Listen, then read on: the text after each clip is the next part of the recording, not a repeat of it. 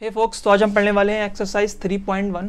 तो 3.1 का पहला क्वेश्चन क्या कह रहा है? Form linear pair equation of following and find the solution graphically. इसका मतलब ये है जो प्रॉब्लम दे रखी है आपको इसकी इक्वेशन बनानी है लीनियर पेयर इन टू वेरिएबल वाली। कितनी इक्वेशन बनानी है? 2 इक्वेशन बनानी है और फिर सॉल्व करना है ग्राफिकली। क्या सिर्फ ग्राफिकली सॉल्व कर सकते हैं? नहीं, इसके 3 वे होते हैं। नॉर्मली आप ग्राफिकली सॉल्व कर सकते हो प्लॉट करके जहाँ जहाँ इंटरसेक्ट करे, या आप सब्स्टिट्यूशन मेथड लगा सकते हो या एलिमिनेशन मेथड लगा सकते हो। मेथड जो सब्स्टिट्यूशन और एलिमिनेशन मेथड जो है आगे वाले एक्सरसाइज में पढ़ेंगे, अभी हमें ग्राफिकली सॉल्व करना है। तो लास्ट के लेक्चर में इतना तो हम पढ़ चुके हैं कि कोई भी रियल लाइफ की प्रॉब्लम होगी उसे कन्वर्ट करेंगे पॉलिनोमियल इक्वेशन में। इक्वेशन कितने भी डिग्री की हो सकती है, लीनियर, क्वाड्रेटिक, क्यूबिक, कितने भी वेरिएबल हो सकते हैं, एक्स वाई जेड 3 4 5। हर एक वेरिएबल का कितना आंसर आने वाला है वो कौन डिसाइड करेगा? उसकी डिग्री। अगर लीनियर है तो 1 आंसर आएगा। इस वाले केस में कह रहा है लीनियर इक्वेशन है, यानी जितने भी वेरिएबल यूज करोगे हर किसी का एक आंसर आएगा। कितने वेरिएबल कह रहा है? ये 2 वेरिएबल होने वाले हैं। इसमें 2 वेरिएबल का मीनिंग आपको प्रॉब्लम में 2 चीजें नहीं पता होंगी। 2 वेरिएबल का मीनिंग ये हो गया आपको 2 इक्वेशन चाहिए, यानी 2 वेरिएबल जो आपने यूज किए हैं हर किसी का एक एक आंसर आए, इसके लिए आपको 2 इक्वेशन बनानी पड़ेंगी। तो बस यही कह रहा है, जो ये प्रॉब्लम है इसकी 2 इक्वेशन बनाओ और उसको ग्राफिकली सॉल्व करो। तो इक्वेशन बनाने के लिए क्वेश्चन पढ़ते हैं। कह रहा है 10 स्टूडेंट हैं क्लास 10th के, took part in a math quiz. Math quiz में उन्होंने पार्टिसिपेट किया। ठीक है। If the number of a girl is 4 more than the number of boys, find the number of boys and girls. क्या बोला? क्या girls की क्वांटिटी बताई है? नहीं। बॉयज की क्वांटिटी बताई है? वो भी नहीं बताई है। इसका मतलब 2 वेरिएबल तो हमें मिल चुके हैं, हमें क्या निकालना है? तो ये क्या बताई है पूरी लाइन में? इसने कहा है जितने भी बॉयज होंगे उससे 4 ज्यादा गर्ल हैं, 4 मोर हैं। ठीक है। इसका मीनिंग ये हो गया कि आप बॉयज को एक वेरिएबल मान लो और गर्ल्स को एक वेरिएबल मान लो। मान लो गर्ल को मैंने x मान लिया, गर्ल्स को, और बॉयज को मैंने y मान लिया। तो मेरे पास 2 वेरिएबल आ चुके हैं। अब 2 इक्वेशन बनानी है। मुझे ये नहीं पता गर्ल्स कितनी होंगी, बॉयज कितनी होंगी, लेकिन इस वाली चीज से एक तो पता लग रहा है जितनी भी गर्ल्स और बॉयज होंगी टोटल मिला के कितने बनने वाले हैं, क्योंकि टोटल 10 स्टूडेंट है, या गर्ल्स होंगे उनमें या बॉयज होंगे, तो दोनों मिला के 10 होने वाले हैं। तो ये तो एक इक्वेशन बन गई, पहली इक्वेशन। लेकिन मुझे सॉल्व करने के लिए कितनी इक्वेशन चाहिए? 2। दूसरी वाली कहाँ से मिलेगी? इस वाली चीज से मिलेगी। हर क्वेश्चन में ऐसा होगा, जो 2 वेरिएबल आपने यूज किए हैं उनके बीच में रिलेशनशिप बताएगा। अब मैं आपको आगे तक की बता देता हूं, आप कभी भी जब इक्वेशन बनाओगे तो कैसे बनाओगे। सिंपली जो 2 वेरिएबल का रिलेशनशिप दिया हुआ है उन दोनों वेरिएबलों को इक्वल टू के एक को एक साइड में रख लो, एक को एक साइड में रख लो। अब आपको दोनों को इक्वल करना है। इक्वल का मतलब दोनों हैंड बराबर करने हैं। 2 केस हो सकते हैं, या तो वो पहले से बता दे क्वेश्चन में कि ये इतने और ये इतने मिला के बराबर है, तब आपको कुछ भी नहीं सोचना है। मतलब वो कह दे कि अगर x को मैं 4 गुना कर दूं या फिर 4 ज्यादा कर दूं तब y के बराबर हो जाएंगे। तो x को 4 ज्यादा करने की बात कर रहा है ना, x को 4 ज्यादा कर दूं तब y के बराबर हो जाएंगे। तो x को 4 कर दो, x में ही जोड़ो क्योंकि उसने x में बोला है। लेकिन क्वेश्चनों में ऐसा नहीं बोलेगा कि वो इक्वल बनाए, जैसे इस वाले केस में है। उसने क्या बोला है? गर्ल्स 4 ज्यादा हैं बॉयज से। क्या उसने कुछ इक्वल करने की बात करी है? नहीं, बिल्कुल नहीं। उसने ये नहीं कहा कि बॉयज और गर्ल्स बराबर हैं या फिर गर्ल्स 4 करने के बाद बराबर हो जाएंगी। उसने इक्वल नहीं किया है, तो इक्वल हमें करना पड़ेगा। जब ऐसा केस होगा तो गर्ल्स को हमने x माना है तो ये x है, बॉयज को हमने y माना है तो ये y है। कह रहा है गर्ल्स 4 ज्यादा हैं। इसको ऐसे समझो कि गर्ल्स और बॉयज है, गर्ल्स 4 ज्यादा है, यहां कहीं होंगी। अब मुझे इक्वल करना है दोनों हैंड को, तो क्या पॉसिबिलिटी है? तो इक्वल करने के चांसेस क्या है? या तो मैं इसको कम कर दूं, एक केस ये हो सकता है। चलो मुझे इसको कम करने का मन नहीं कर रहा है तो इसको बढ़ा दूं, एक केस ये हो सकता है। तो एग्जैक्टली बस इन दोनों में से कोई भी केस आप यूज कर सकते हो। गर्ल्स 4 ज्यादा हैं, तो अगर मुझे बॉयज के साथ चेंज करना हो कुछ, तो क्या करूंगा? मैं बॉयज को 4 ज्यादा कर दूंगा। आपके दिमाग में कंफ्यूजन हो सकती है कि गर्ल्स 4 ज्यादा क्वेश्चन में बोली है, तो हमें x के साथ में प्लस करना चाहिए था 4। हमने y के साथ में क्यों किया? ऐसा इसलिए किया, हमें इक्वेशन बनानी है। उसने क्वेश्चन में कोई इक्वल की बात नहीं करी है, सिर्फ रिलेशनशिप कहा है। जहां पे भी ऐसा कहे, इक्वल नहीं बोला है अगर उसने, और रिलेशनशिप की बात करी है, इक्वल टू एक साइड में एक वेरिएबल, दूसरे साइड में दूसरा वेरिएबल। अगर ये 4 ज्यादा हैं पहले से तो इसमें 4 ज्यादा करना पड़ेंगे। अगर 4 गुना ज्यादा होते तो मल्टीप्लाई करते। यानी कि या तो हम इस वाली साइड में चेंज कर दें, +4 कर दें, या फिर इस वाली साइड में चेंज कर दे, -4 कर दे। लेकिन एक साथ दोनों नहीं कर सकते। एक साथ करने का मतलब ये है, इनिशियली इक्वेशन ये थी, 4 ज्यादा थे, आपने इसको 4 कम कर दिया, इसको 4 प्लस कर दिया, तो आपने इक्वेशन आप इधर साइड में भारी कर दिए। तो एक साथ दोनों नहीं कर सकते, सिर्फ एक कर सकते हो, या प्लस कर लो एक साइड में पहले, अगर प्लस कर लिया तो यहाँ माइनस नहीं करोगे, और अगर यहाँ माइनस लिख दिया है तो यहाँ प्लस नहीं करोगे। तो मैं सिंपल के लिए क्या कर लेता हूँ, इधर प्लस कर लेता हूँ। इक्वेशन बन गई x equal to Y plus के 4। तो दूसरी इक्वेशन क्या बन के आई, x is equal to Y plus के 4। दूसरी बात, और इसने 4 नंबर बोले हैं ज़्यादा, तो अगर नंबर होंगे तो प्लस या माइनस में से केस होगा। 4 गुना बोल देता, 8 गुना बोल देता, गुना मतलब टाइम्स बोलता कि 4 टाइम्स ज़्यादा हैं बॉयज। टाइम्स में क्या होता, अगर इधर लिखते तो मल्टीप्लाई करते 4 को, इधर लिखते तो डिवाइड करते। इसके अलावा और कोई केस नहीं होने वाला है, सिंपली यही होने वाले हैं। तो 2 इक्वेशन तो मिल गई। अब मुझे इन दोनों के आंसर निकालने हैं। तो इसके कितने सॉल्यूशन हो सकते हैं, इनफाइनाइटली मैनी सॉल्यूशन। अभी लेक्चर में देख के आए हैं किसी एक इक्वेशन के, इसके पास 2 वेरिएबल है, कितने सॉल्यूशन होंगे, इनफाइनाइटली मैनी सॉल्यूशन होंगे। इसके भी इनफाइनाइटली मैनी सॉल्यूशन होंगे। इन दोनों को लाइन बना के ग्राफ पे प्लॉट करना है, जहां पे इंटरसेक्ट करेगी वहां पे आंसर आने वाले हैं। तो सिंपली इसको ग्राफ पे प्लॉट करने के लिए कितनी मुझे पॉइंट या फिर कितने इसके आंसर चाहिए, सिंपली अगर 2 पॉइंट भी मुझे मिल जाए तो काफ़ी है, मैं लाइन बना दूंगा पॉइंट से। ठीक है, इसके 2 आंसर और इसके 2 आंसर मिनिमम काफ़ी हैं, इनसे तो आप प्लॉट कर सकते हो। लेकिन सेफ्टी के लिए फिर भी वो 3 कहता है कि मिनिमम 3 तो यूज़ कर लो। उससे क्या होगा, मान लो आपने 1 पॉइंट ये निकाला और धोखे में गलत निकाल दिया यहाँ, तो आप ऐसे लाइन बना दोगे। लेकिन अगर आपने 3 निकाले यहाँ, अगर ये गलत निकला हुआ है और ऐसे जाती लाइन अगर, तो यहाँ निकला, तो आपको समझ में आ गया कि पॉइंट बिल्कुल अलाइन नहीं है, इसका मतलब हमने आंसर गलत निकाला है। ठीक है, इसीलिए वो मिनिमम टू मिनिमम 3 सॉल्यूशन निकालने की बात करता है। 3 इसके सॉल्यूशन निकालने हैं, 3 इसके सॉल्यूशन निकालने हैं, ग्राफ पे प्लॉट करना है, जहाँ इंटरसेक्ट करे वही हमारे आंसर हैं। तो इस वाली इक्वेशन के जब हम आंसर निकालेंगे, मैं आपको सजेस्ट करूंगा कि एक वेरिएबल को इक्वल टू के एक साइड में रोक लो, सिर्फ टेम्परेरी, सिर्फ सॉल्यूशन के लिए, और एक को उधर ले जाओ। ऐसे देखो यहाँ पे, क्यों, उसका भी रीजन बताता हूँ। ये देखो, x इस इक्वल्स टू, मैं y को अगर उधर ले जाऊंगा तो 10 माइनस वाई हो गया। इससे क्या फायदा होगा, अगर मैं रैंडमली y की वैल्यू अपने दिमाग से दूंगा, तो अगर मैं 1 दूंगा x की वैल्यू 9 हो गई, 2 दूंगा x की वैल्यू 8 हो गई। ऐसा आसानी से मैं दिमाग में निकाल पा रहा हूं क्योंकि मैंने दोनों वेरिएबल को अलग अलग रख रखा है। अगर इसमें मैं कह दूं y की जगह -3x की वैल्यू क्या होगी, तब थोड़ा टाइम लगेगा आपको। y की वैल्यू उठा के उधर ले जाओगे, प्लस की माइनस बनाओगे, सॉल्व करोगे, तब निकालोगे। इसलिए मैंने दोनों वेरिएबल इक्वल टू के एक एक साइड पर रख दिए हैं। तो अब आप चाहो तो x की रैंडम वैल्यू दो, y की मिल जाएगी, या फिर y की रैंडम वैल्यू दो, x की मिल जाएगी। क्या, कौन सी रैंडम वैल्यू, जो आपके नंबर दिमाग में आ रहा है। मैंने रैंडमली ये नंबर ले लिए हैं 2, 4, 6, वो भी कौन से लिए हैं, y के लिए हैं। मैंने ये इसलिए लिए हैं ताकि ये ग्राफ जो है इसके अंदर ही अंदर प्लॉट हो जाए। अगर बड़ा नंबर मान लो आ जाता, मेरे सॉल्यूशन में 100 आ जाए, तो मैं कहाँ प्लॉट करूंगा। आपके पास तो ग्राफ होगा, आप कर लोगे, लेकिन मैं नहीं कर सकता। इसलिए मैंने वो नंबर चूज करे हैं जिससे कि ग्राफ जो है इसके अंदर ही आ जाए। और मैंने y चूज करी है, आप चाहो x भी ले सकते हो, रैंडम नंबर। तो जब आप वैल्यू पुट करोगे, y की जगह पे 2 पुट करोगे, y की जगह पे 2 पुट करोगे, तो x कितना हो जाएगा, 8, y की जगह पे 4 पुट करोगे, x कितना हो जाएगा, 6। क्यों x 6 हो रहा है, 10 माइनस 4 कितना हो गया, 6। 10 माइनस 4 6 है, 6 किसके बराबर है, x के बराबर, तो x 6 हो गया। अगर यहाँ 6 रखूंगा तो कितना हो जाएगा, x 4। ऐसे ही मुझे इस वाली के निकालने हैं। अब इसमें देखोगे x एक तरफ है, y एक तरफ है, तो मुझे कुछ करना ही नहीं है। x is equals to Y plus 4, y की जगह पे 1, x का आंसर आ गया 5, y की जगह पे 2, ये 6 हो गया, y की जगह पे 3, ये कितना हो गया, 7 हो गया। अब सिंपली इनको ग्राफ पे प्लॉट करना है। तो पहला पॉइंट क्या है, 8,2, तो 8,2, ठीक है, ये कहीं 2 है। जब इसको इंटरसेक्ट करेंगे तो यहाँ कहीं इंटरसेक्ट होगा। एक बात और मैं ग्रीन बोर्ड पे इसको प्लॉट कर रहा हूँ, तो हो सकता है ये बॉक्सेस बराबर ना हो, या मेरी लाइन बनाते हुए हाथ थोड़ा सा जिगजैग हो जाए, टेढ़ी हो जाए। उसका मतलब ये नहीं है कि आंसर गलत आ रहा है। आप ग्राफ पे प्लॉट करोगे, आप स्केल यूज करोगे तो ठीक आंसर आएगा। अगर यहाँ पे आपको लगे कि टेढ़ी लाइन जा रही है या फिर आंसर एग्जैक्टली मैच नहीं हो रहा है, तो आप थोड़ा दिमाग लगा लेना। ठीक है, आप ग्राफ पे प्लॉट करोगे, स्केल से प्लॉट करोगे तो एग्जैक्टली सेम आंसर आएगा। तो 8,2 प्लॉट हो चुका है, हाँ 8,2 प्लॉट हो चुका है। 6,4 करना है, तो 6, 4 इंटरसेक्ट लगभग यहाँ कहीं करेंगे, शायद यहाँ कहीं करेंगे ये, ठीक है।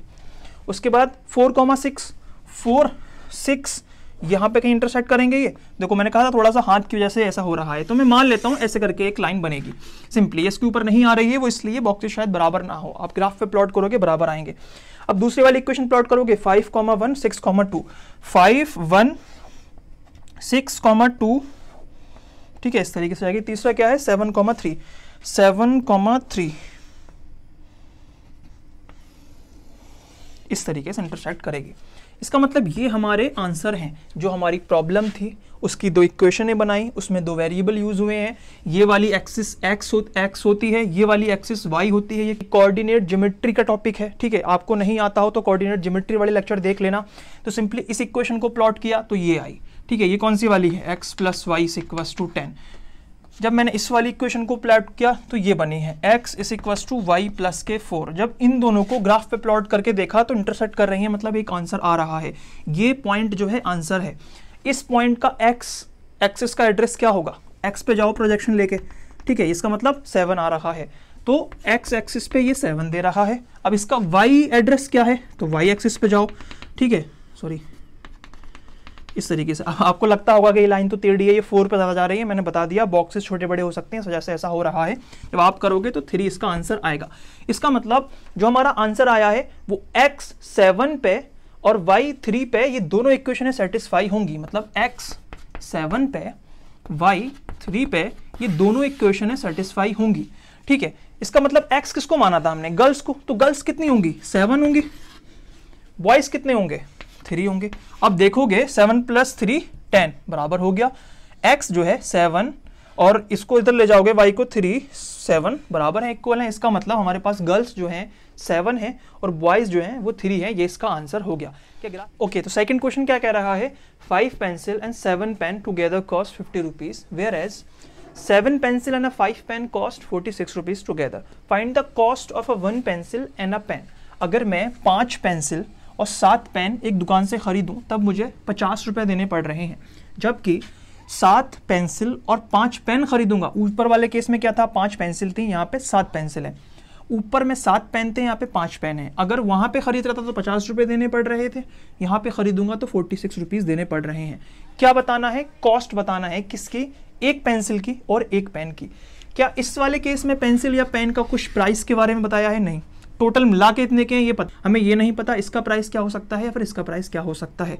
ऐसे ही इस वाले केस में होगा, हमें इन दोनों में ये नहीं पता लग रहा है कि पेन या पेंसिल का प्राइस क्या है। एक पेंसिल के प्राइस को x मान लूंगा, मैंने पेंसिल के प्राइस को x माना है, पेंसिल को x नहीं माना है, या फिर नंबर ऑफ पेंसिल को x नहीं माना है, कॉस्ट को माना है। वो भी कितने की कॉस्ट, एक पेंसिल की कॉस्ट x रुपए है, एक पेन की कॉस्ट y रुपीज़ है। कितने हैं ऊपर वाले केस में, 5 पेंसिल। अगर मान लो एक पेंसिल 1 रुपए की होती तब 5 × 1 5 रुपए की हो गई टोटल। अगर एक पेंसिल 3 रुपए की होती तब आप क्या करते, 5 × 3 = 15। तो नॉर्मली हम एक पेंसिल के प्राइस को मल्टीप्लाई तो कर रहे हैं जितने पेंसिल हैं। हाँ, तो एक पेंसिल का प्राइस क्या माना है हमने, x, इसीलिए हमने 5x लिख दिया। यहाँ पे 7 पेन है, हर पेन का प्राइस कितना है, y। टोटल मिला के ये 50 रुपए हो रहे हैं। ऐसे ही दूसरे वाले केस में है 5 पेंसिल हैं, पेंसिल के प्राइस को x माना है, प्लस 5 पेन है, पेन के प्राइस को y माना है। ये कितने हो रहे हैं, 46 रुपीज़। ये पहली इक्वेशन, ये दूसरी इक्वेशन, दोनों को ग्राफ पे प्लॉट करने के लिए मिनिमम टू मिनिमम 2 चाहिए। बेटर ये है 3 यूज़ कर लो। 3 हमें सॉल्यूशन निकालने हैं।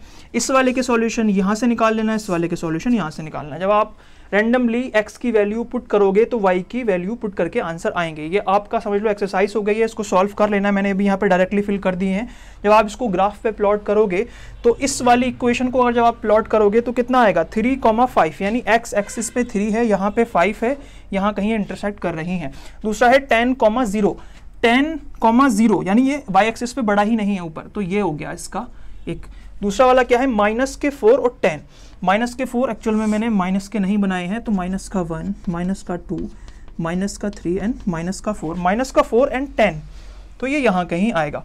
अब जब आप इसको एक लाइन बनाओगे तो इस तरीके से बनेगी, ठीक है। वो 10 के ऊपर से नहीं गई, आप देख लेना ध्यान से।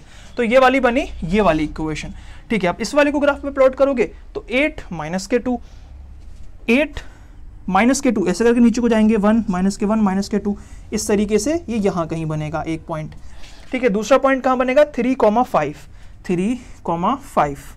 यहाँ कहीं बनेगा ये इस तरीके से, ठीक है। और तीसरा क्या है, -2, x एक्सिस पे -2 और 12 मतलब यहाँ कहीं बनेगा ये इस तरीके से। ये तो ये इस तरीके से ऐसे करके जाएगी, यहाँ पे इंटरसेक्ट कर रही हैं।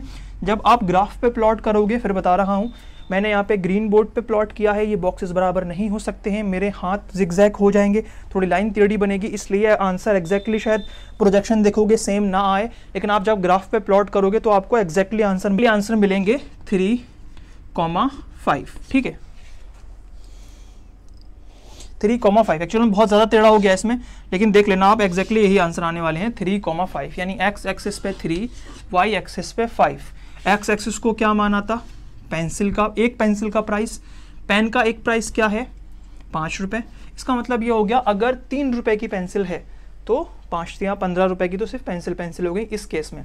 और 5 रुपये का अगर पेन है, 7 5 या 35 एंड 5 3 या 15, 35 एंड 15 कितना हो गया 50, तो 50 रुपीज़, यानी ये वाली इक्वेशन सेटिस्फाई हो रही है। मैं सिर्फ क्रॉस चेक कर रहा हूँ, ठीक है।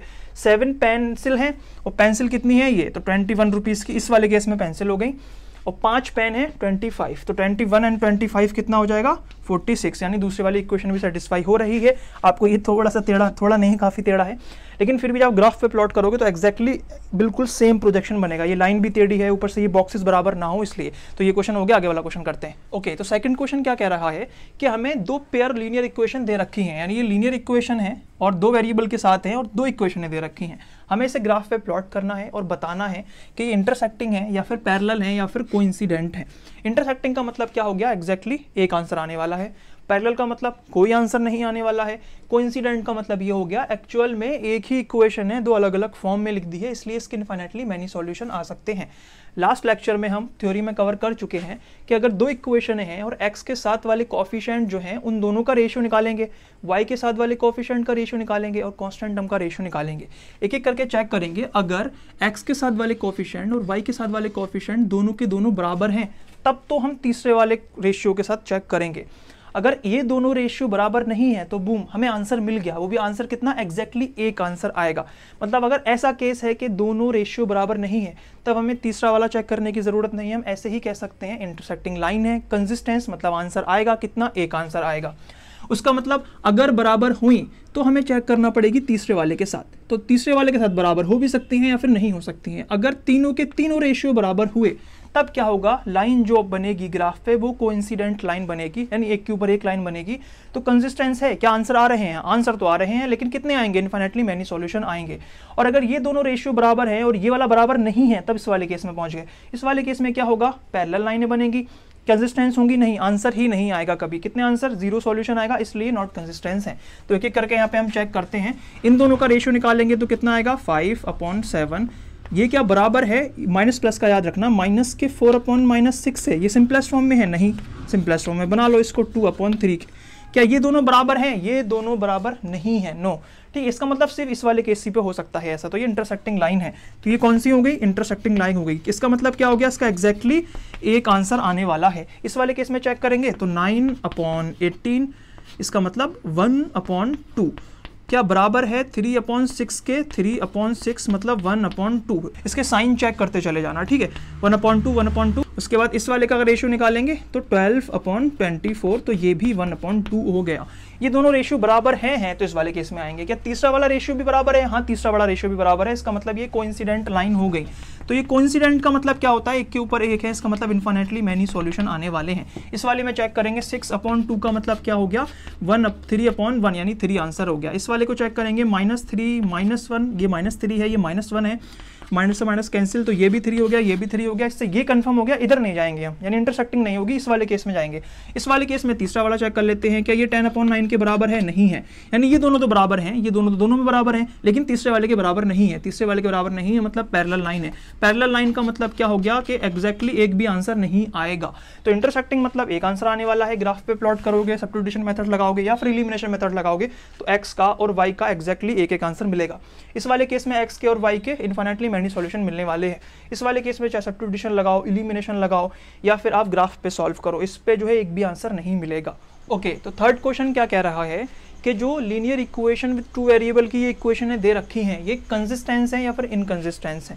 कंसिस्टेंस या इनकंसिस्टेंस का मतलब क्या होता है, कंसिस्टेंस का मतलब आंसर आएगा, इनकंसिस्टेंस का मतलब आंसर नहीं देंगी।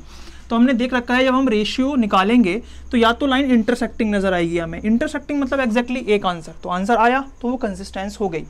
कोइंसिडेंट का मतलब क्या हो गया, कोइंसिडेंट का मतलब हो गया एक के ऊपर एक लाइन है तो इनफाइनाइटली मेनी सॉल्यूशन है, बहुत सारे सॉल्यूशन है तो कंसिस्टेंस तो होंगी, आंसर तो आ रहा है ना, एक आए या एक से ज़्यादा आए। सिंपली अगर पैरेलल है तो उस केस में कोई भी आंसर नहीं आएगा। तो अगर लाइन पैरेलल है तब वो इनकंसिस्टेंस या फिर नॉट कंसिस्टेंस होगी, वरना हर केस में वो कंसिस्टेंस होने वाली है। तो इसका रेशियो निकालेंगे अगर हम 3/2, तो ये और तो फर्दर सिंप्लीफाई नहीं होगा। 2 अपॉन माइनस का 3 ये भी सिंप्लीफाई नहीं होगा, तो पहला ही वाला केस फेल हो गया। इसका मतलब ये रेशियो बराबर नहीं है, ये इंटरसेक्टिंग है। जब इंटरसेक्टिंग है तो क्या होंगी, ये कंसिस्टेंस होंगी। क्यों कंसिस्टेंस है, क्योंकि इंटरसेक्टिंग है, इसका मतलब एक आंसर आने वाला है, एक आंसर आ रहा है, तो ठीक है कंसिस्टेंस हो गई। दूसरे वाले केस में अगर हम देखेंगे 2 अपॉन 4 क्या बराबर है माइनस के 3 अपॉन 6 के। देखो इसको करोगे तो ये 1/2 हो जाएगा, माइनस से माइनस कैंसिल, ये 1/2 हो जाएगा। मतलब ये वाला केस तो नहीं होने वाला, ये वाला केस होने वाला है।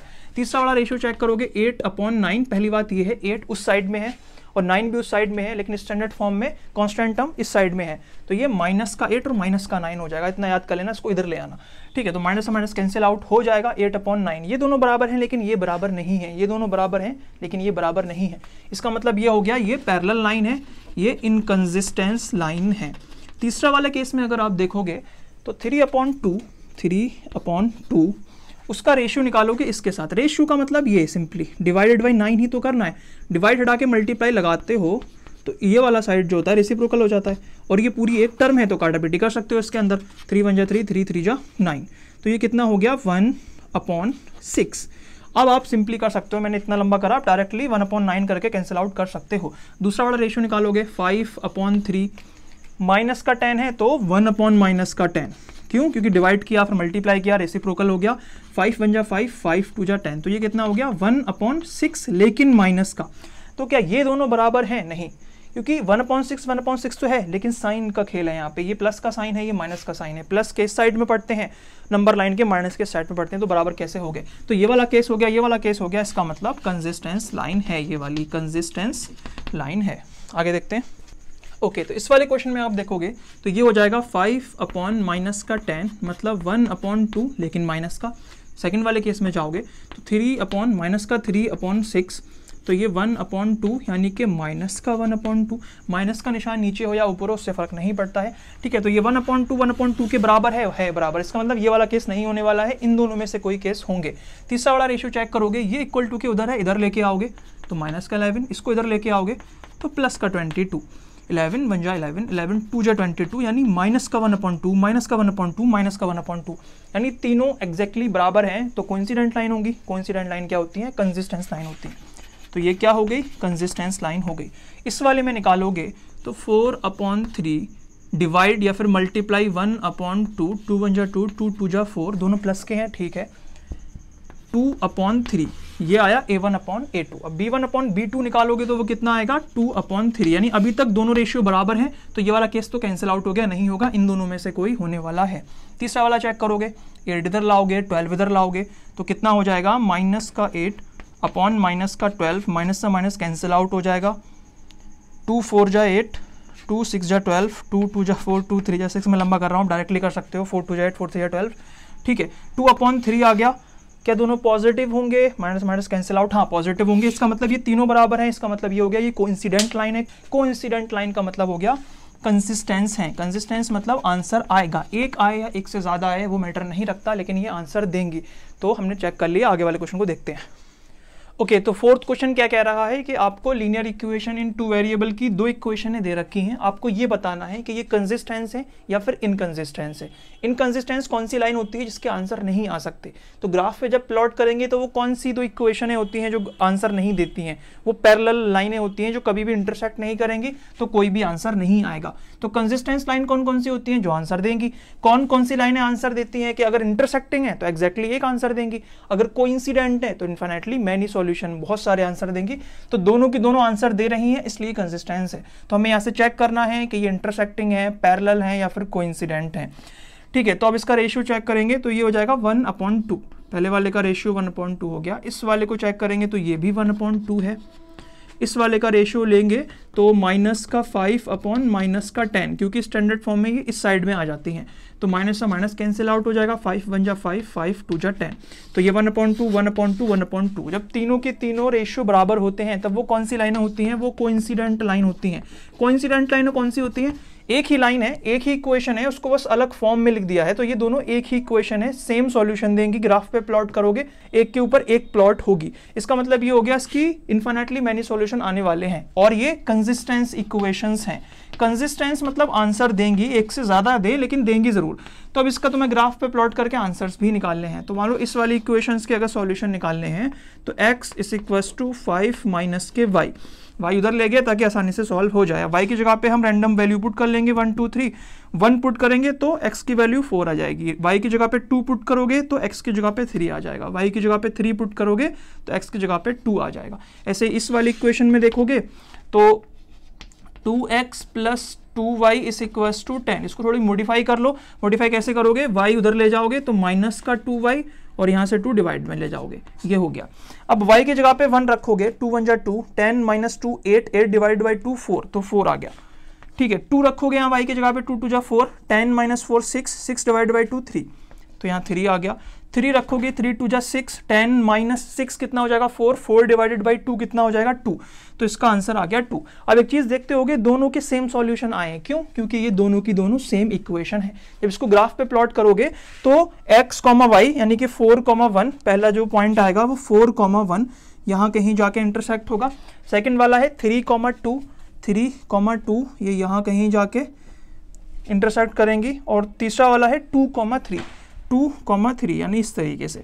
तो ये इस तरीके से लाइन बनेगी। ऐसे ही सेम इसको बनाओगे तो ये इसके ऊपर ही बन जाएगी, क्योंकि ये कंसिस्टेंस है, एक के ऊपर एक लाइन है। अभी इस तरीके से जा रही है और ये इस तरीके से जा रही है। इसका मतलब दोनों की दोनों लाइनें इनफाइनाइटली मैनी सॉल्यूशन देंगी, वो दोनों के दोनों इसी इक्वेशंस के आंसर होंगे।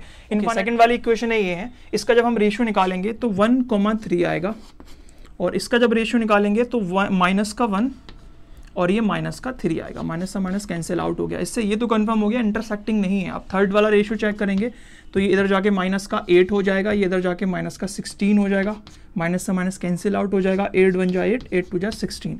तो ये दोनों तो बराबर हैं, लेकिन ये वाला इसके बराबर नहीं है। ऐसा कब होता है? ऐसा तब होता है जब पैरेलल लाइन होती हैं। पैरेलल लाइन का मतलब ये हो गया कोई भी सॉल्यूशन नहीं आएगा, मतलब ये इनकंसिस्टेंस लाइनें हैं। जब इनकंसिस्टेंस है तो कोई सॉल्यूशन आएगा ही नहीं, तो हमें ग्राफ पे प्लॉट करके देखना नहीं है। आगे वाला क्वेश्चन देखते हैं। ओके, तो ये दो लीनियर पेयर इक्वेशन है। जब इनका हम रेशियो चेक करेंगे तो ये 2/4 इस वाले का हो जाएगा, तो 1/2 इसका रेशियो हो जाएगा। इस वाले को चेक करेंगे तो इसका कोफिशिएंट कितना है +1, इसका कोफिशिएंट कितना है -2। तो ये 1/2 है और ये -1/2 है, तो यही बराबर नहीं है। जब पहला ही केस फेल हो जाता है तो वो कौन सी लाइनें होती हैं? इंटरसेक्टिंग लाइन होती हैं।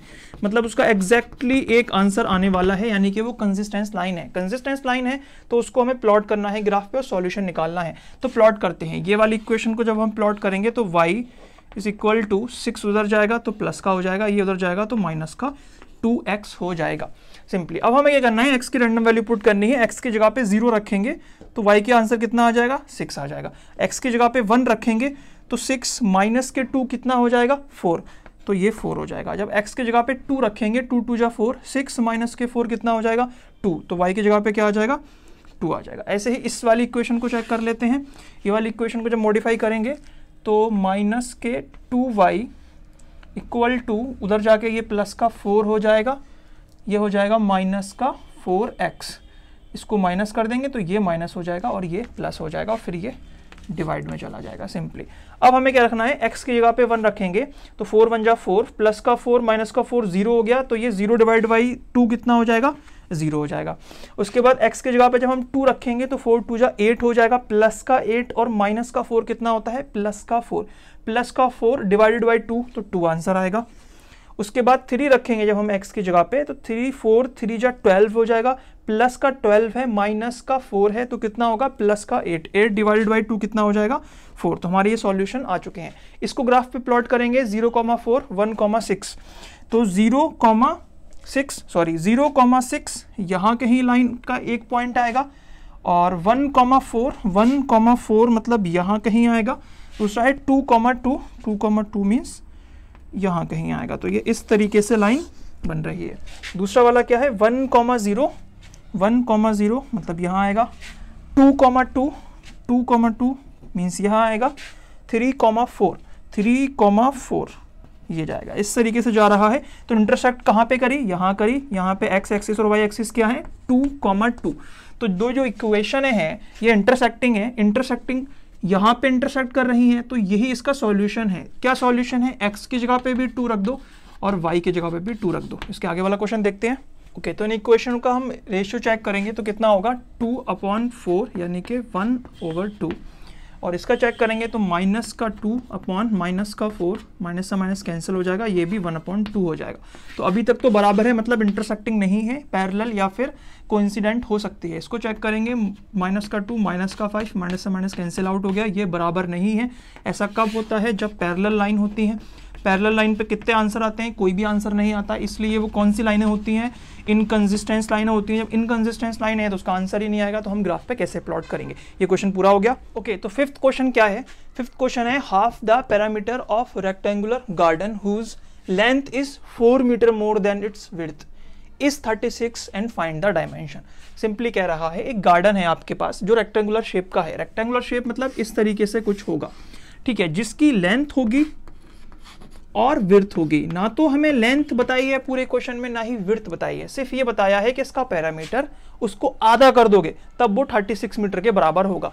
तो इसका पैरामीटर क्या होता है? आप सिंपली या तो आप L और W ही वेरिएबल मान लो लेंथ को, या फिर X Y मान लो, क्योंकि अभी तक हम X और Y मानते हुए आए हैं तो अभी भी हम X Y मान लेते हैं। मान लो हमने विड्थ जो यूज होगी, विड्थ को हमने X मान लिया और जो लेंथ यूज होगी हमारी उसको हमने y मान लिया। क्यों माना x और y? क्योंकि हमें ना लेंथ पता है ना विड्थ पता है, और पूछा भी क्या है? डायमेंशन। डायमेंशन क्या? लेंथ और विड्थ ही पूछे हैं, इसलिए हमने इन दोनों को वेरिएबल मान लिया। अब सिंपली ये कह रहा है इसका पैरामीटर क्या होता है? पैरामीटर होता है इसके बाउंड्री की लंबाई, और हमने लेंथ को क्या माना है? y, और विड्थ को क्या माना है? x। तो अगर यहां से हम चलेंगे तो एक y प्लस किया, एक x प्लस किया, एक फिर से y प्लस किया, क्योंकि अपोजिट साइड इक्वल होती है रेक्टेंगल की, और फिर से x प्लस किया, मतलब 2y और 2x, 2 कॉमन लोगे तो x प्लस y, ये इसका पैरामीटर हो गया। अब कह रहा है इसके पैरामीटर को आधा कर दो। अगर आधा कर दिया तब 36 के बराबर होगा, ठीक है। मैंने बताया था अगर वो कहेगा कि इक्वल है तब आप वहीं पे डिवाइड और प्लस करोगे जहां वो कह रहा है सिंपली। और पहले वाले केस में कह रहा है कि अगर आधा करोगे पैरामीटर को तब वो 36 के बराबर होगा। तो हमने इसी साइड को डिवाइड किया है 2 से, तो 2 से 2 डिवाइड हो गया, तो x plus y is equal to 36। तो पहली इक्वेशन बन के आई x plus k y is equal to 36, ये पहली इक्वेशन हो गई। अब सेकेंड इक्वेशन कैसे बनाओगे? सेकेंड इक्वेशन बनाओगे इस रिलेशनशिप से, ना तो लेंथ दे रखी है ना विड्थ दे रखी है, पर वो कह रहा है लेंथ कितनी भी हो और विड्थ कितनी भी हो, लेकिन विड्थ से 4 मीटर ज्यादा लेंथ है। तो मान लो विड्थ को हमने क्या माना है? x, और हमने लेंथ को क्या माना है? y, तो दोनों को अपोजिट डायरेक्शन में लिख दिया। विड्थ और लेंथ को यहाँ पे उसने इक्वल नहीं बोला है, उसने ये बोला है सिर्फ ये 4 मीटर ज्यादा है। तो सिंपली इक्वल करने के लिए, अभी लेंथ क्या है? 4 मीटर ज्यादा है, तो हम क्या करेंगे? विड्थ को बढ़ाएंगे। तो विड्थ को 4 मीटर बढ़ाएंगे, विड्थ को हमने क्या माना था? x माना था, तो x में 4 मीटर हम प्लस कर देंगे। तो सेकंड इक्वेशन हमारी ये बन के आ गई सिंपली। ओके, तो हमारी इक्वेशन जब बन के आ चुकी हैं तो सिंपली हमें क्या करना है? इनको ग्राफ पे प्लॉट करना है और आंसर निकालने हैं। तो इस वाली इक्वेशन को हमने यहाँ पे सॉल्व किया है।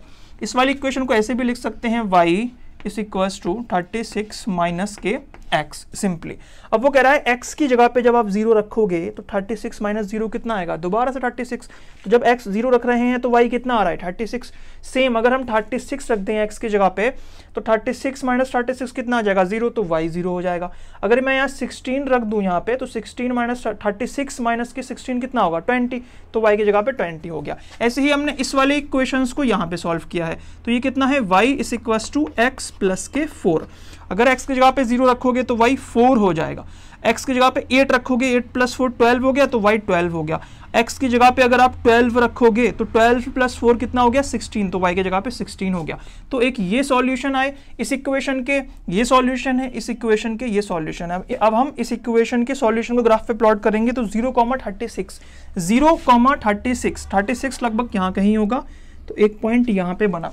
दूसरा है 36,0, 36,0 मतलब 36, यहाँ पे जाओ और ऊपर को बिल्कुल मत जाओ, तो यहाँ पे हो गया। और फिर 16,20, 16,20 लगभग ये यहाँ कहीं पे इंटरसेक्ट करेगा, तो यहाँ पे ऐसे करके एक लाइन बनेगी, ठीक है। जब दूसरी वाली लाइंस को प्लॉट करेंगे तो 0,4, 0,4 मतलब यहाँ कहीं पे एक पॉइंट बनेगा।